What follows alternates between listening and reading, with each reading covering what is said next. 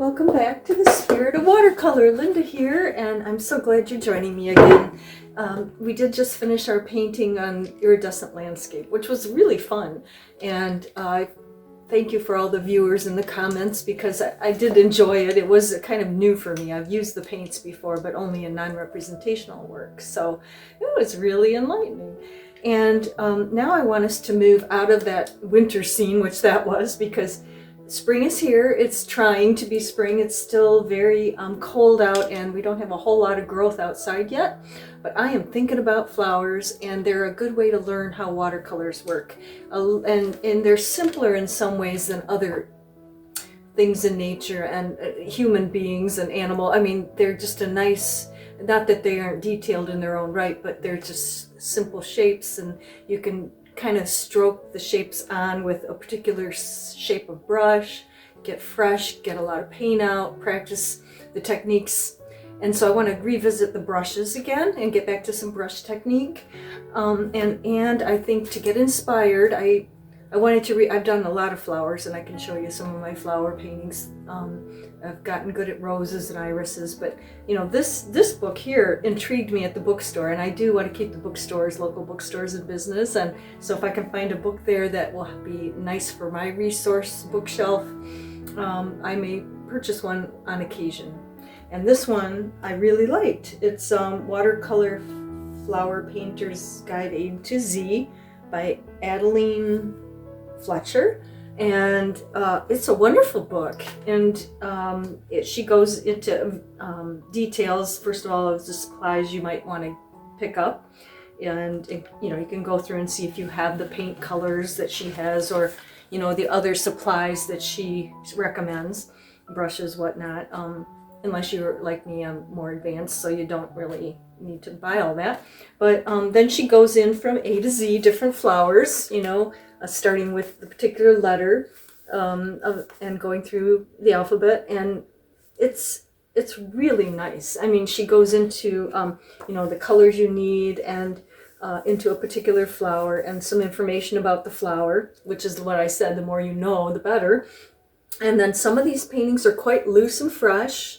Some there's more detail in them, it depends, but you really do get to practice and learn from this. And she kind of just goes into the flowers one at a time, and instead of, like, I can show you at the beginning of her book here, she's got a, you know, a sort of actual painting of a like vase of flowers, and then, you know, the background and everything's in there, and it's a whole painting as opposed to just a single flower. But I think that it is good to study a particular kind of flower and do a few different studies of that flower, and it may turn into a painting, but if nothing else, you're studying and learning and growing, learning your technique. So, and what I want to do is look at these different brush shapes. I, of course, so like if you look at a round brush like this that has a point, and you go ahead and you, I don't have a piece of paper with me here right now, but you press this into, you know, the paper. It'll, you know, if you load that brush and you press it on, you're going to get a shape like that. It could be a leaf, you know. Remember our dab, drag, and lift technique? You can do that. Anyway, it's, you know, that's the thing about getting the paint on nice and fresh and one stroke, and there's the beautiful color. So I've always used my round brushes, of course, and I have this one sort of moppy brush. It's a filbert brush, but it's very thick, and I use it more for a wash brush. It's very soft. It's a common watercolor brush. And yet I can apply a petal with this. It would be a soft, very light, because this holds so much water that it might come out very soft and light. But also, I have actually used, and I always talk and rave about my flat brushes, and you can come in and do, you know, lines with this, but you can do, you know, shapes with this as well. Just, you have to learn how to curve and turn the brush to get, you know, a leaf shape, or say a petal shape, or you're just going to use this to wash color into a shape that you've drawn or whatnot. Okay, now the new thing for me is I watched someone on YouTube, and she was talking about filbert brushes, which is this one, but I purchased a couple, just not very expensive ones. Let's see if I can find it here. Here's a smaller, oh, this one, is that a flat? That's the flat, but I bought that in a filbert also. I bought this one. This one is a filbert brush. It's a little larger. You get that nice oval shape, which is why it's called that, and a filbert. And when you press that on, you're going to get that shape, okay? You're going to get that rounded shape. You know, you can just, you know, stroke that on and lift, dab, drag, lift, and you've got that. And you can look at my early videos and you'll see the dab, drag, and lift technique. Those brushes enable you to do that. I was trying to find the smaller one. Where be it here? I don't know if it's here. But anyway, it looks like the large one is just smaller. And so we have an array of brushes. So we will do brush technique, and we will explore how to just get the flower, the basic shapes on, and then, you know, kind of make a simple painting out of this. And then we'll go from there. And we'll, if we want to add detail, then we can. If we want to add background, then we can. We'll just kind of go along and see what we get, okay? So here we are, and I've taped down a couple sheets of paper here. Add a little smaller for you. And get our lights good. And then just tape them down, because we're going to practice just some of these brushes we talked about, okay? So, of course, I had this as sort of a pointed round, a large painted round, a large filbert, okay? And then some of our others are flat brush. Those are big brushes. You can use the smaller ones as well. And then here I have from an early dab, drag, and lift that we did together. You can see that I did do some, you know, pressing down and making the shapes dab, drag, and lift. Check that video out, because I did a lot of practice like that. And that's what we're going to do now, is just get a feel for these brushes before we start to look at pictures of flowers, or if you take a photograph of a flower and then you want to, you know, paint into it, wet on wet into it. Of course, then we'll talk about what we use for that. But again, these are just, you know, making petals with the shapes of brushes that we have. This flat brush, you can do things as well. So let's play with that a little bit, so you kind of can practice and get comfortable with these. And if you don't have those brushes, then you might want to invest in them. You can get anything from synthetic to sable. And then, you know, after things start to dry, you see the transparency in some of these petals. You can see through to the white, that means. And then you have where you can bring in more dark values, strong values in wet or dry, which will, you know, create more dimension and perspective on these, as you can see here in this one as well. Okay, so I'll do some of that, and then here again, you know, here's just a flower where it's a shape, where I played with that, and this, you can see the transparency is very wet on wet, and then just bringing in some, you know, different values because of that, you know, stronger amounts of paint, and less, you know, here's more water, here's more paint, and creating flowers. That's another way. And we're not doing the details at this point, because we're just, like I say, I want you to start playing with your brushes and gain some skill and confidence, right? Okay, I'm going to put on my glasses, get some of these interesting brushes out. I've spray bottled my water. Okay, and I'm going to start to explore with my brushes, okay? All right, now, one of the easiest ones, and one I'm exploring myself right now, is these filbert brushes. This is one that I've gotten that's, I think it's for watercolor or acrylic. It's thinner. This is my thicker one. It's much more, to me, I use it more like a wash brush, or I put water on my paper to, you know, do a flat wash across, you know, or add, you know, I just wet the paper with it, with water a lot, but you can use it for a brush as well. Okay, let's find a dynamic color. I did use that pink, as you could see, and there's oranges and yellows here, so let's just get in there and get our brush loaded. You know, that's always a big deal. People are so afraid to get that paint on the brush. Yeah, I've kind of come and go with that myself, where I gain and lose confidence. Okay, so again, you know, this will create certain shapes for us like this, right? So let's see. Let's just get in there and start to see what happens. We'll get some shapes going with that. You see that rounded edge of the filbert is kind of handy, but I can also use this brush, you know, in ways and shapes other than, okay? I can bring it on its side a little, like here. I can, you know, come in this way as well. And I'm starting to create some interesting floral type things.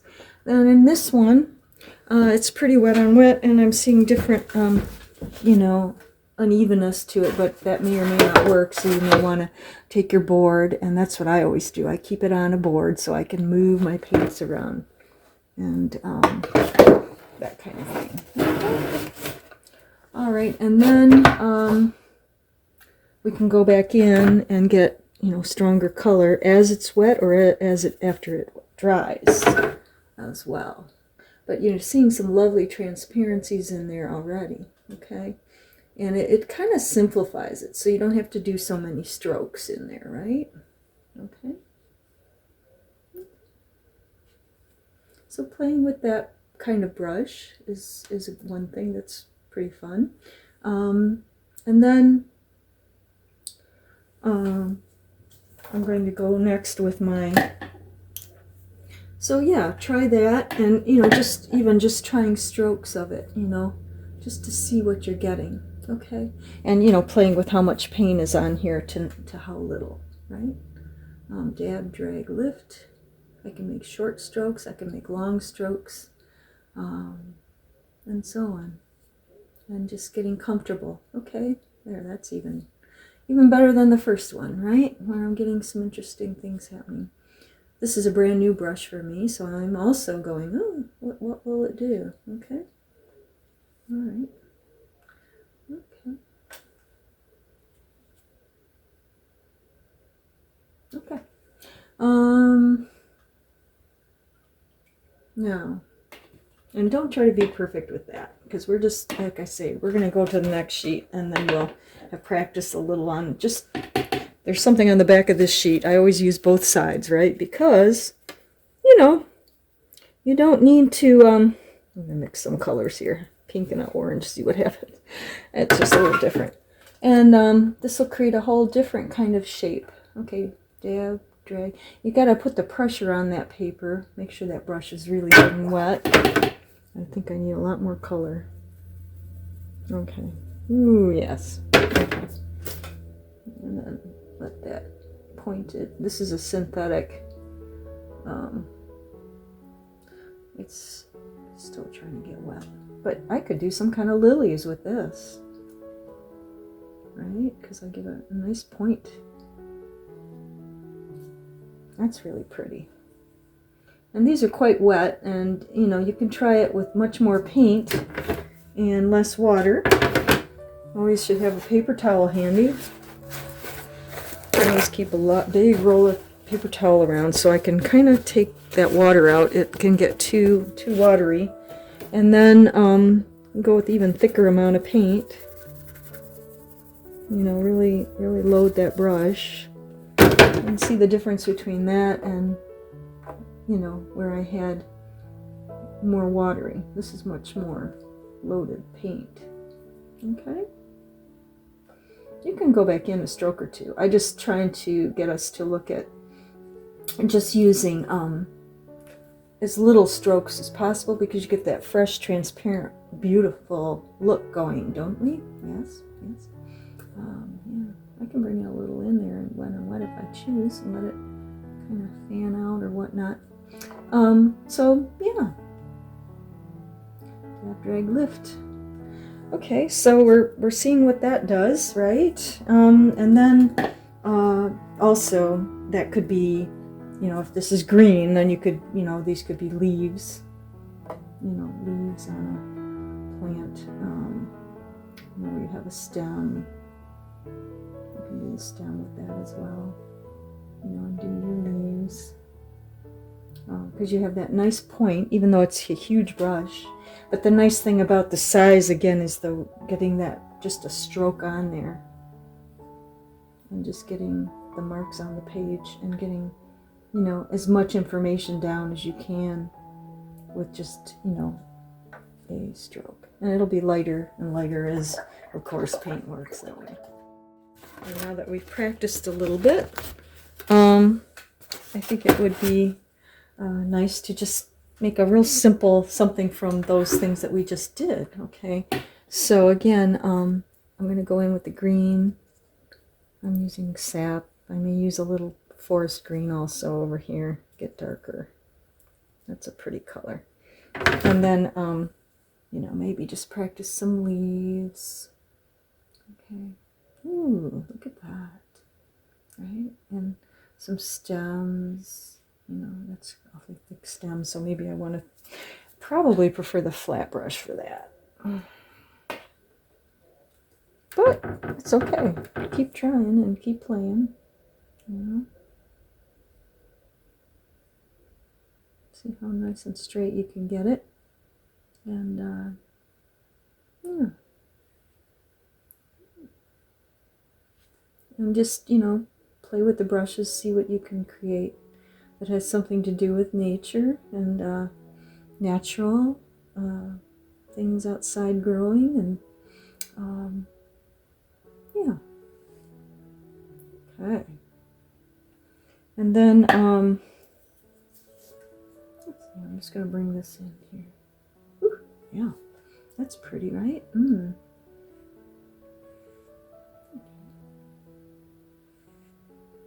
Let's see what we get.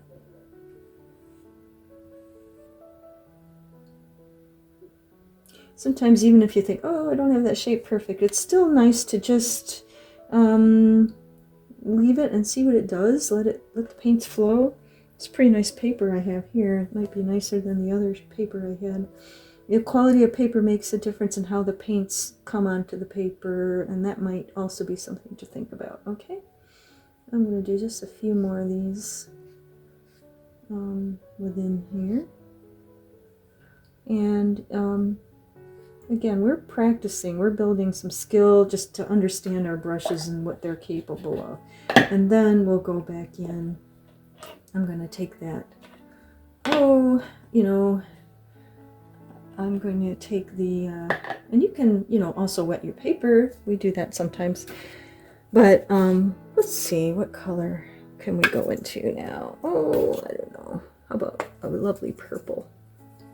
Oh, just for a change. I'm going to load more Cabazel on here. But that's another really nice color. And then just come in and see, you know, what I can create in the rich, fresh colors here. And who knows? It gets better as you practice, see, and you get more comfortable with it. And yeah. This might be a baby one over there. We don't know. We'll see. It'll become something maybe over there. And then I'm going to have to make a stem, but that's okay. Back to the purple. I like it already. It's it's just a way to start to think about creating fresh watercolors, and they can be as realistic or not realistic, you know, anyway. I do both, and sometimes I do very abstracted florals, right? And that kind of thing. I kind of like the idea of bringing in the soft color of that in if I can. I don't know if I can. And you know, we'll use masking fluid when we want to add little stamens and little pistils or things that you want to maintain in the flower, right? So, right, and yeah. So again, I'm just liking the freshness of the flowers. It doesn't have to be so, like I say, absolutely realistic at this point. We're just kind of getting in there and seeing. Oops, I gotta get the green here. And then maybe my brush is too wet again. If you can control your water, remember that. So if I got too wet, I'm gonna take some of that out, and then I'm gonna bring a stem over here. Let's see, coming up, and maybe there's another leaf in there, and maybe this kind of goes off that way, and then, whatever. But it's just about, again, practicing stroking the brush. If you want to try little grasses, do that. And you know, trying some wet on wets in there as well with your brush to see what'll happen here, right?